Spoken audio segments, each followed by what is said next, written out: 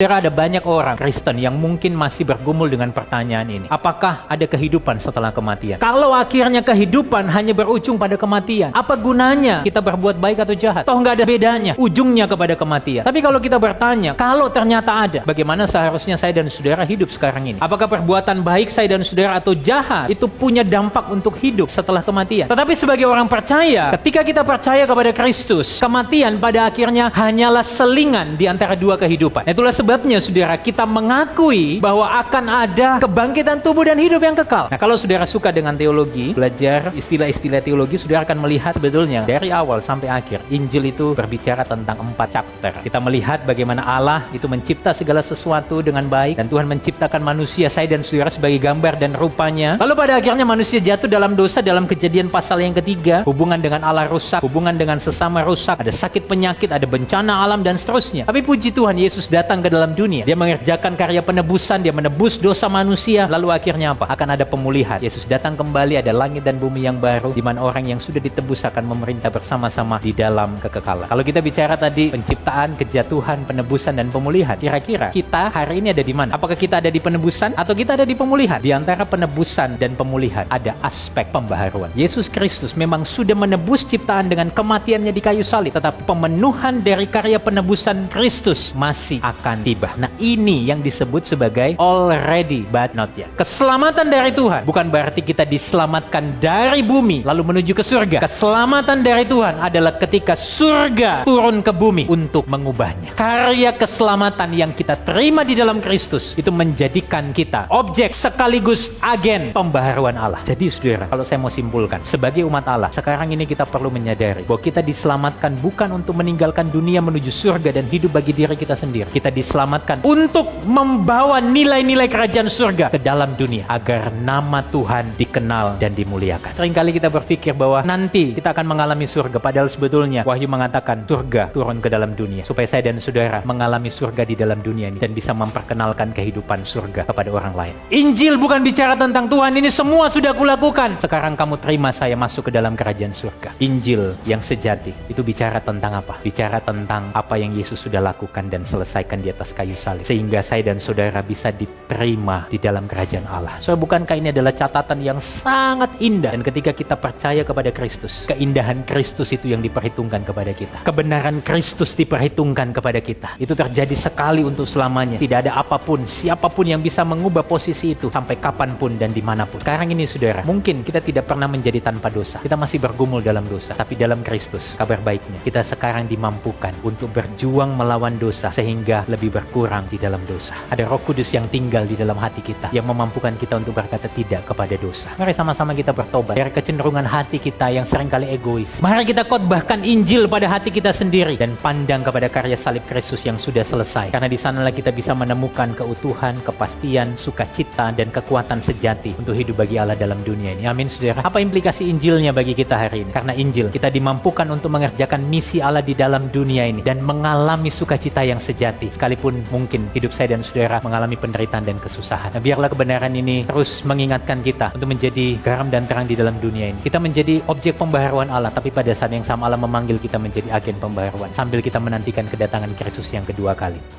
Amin.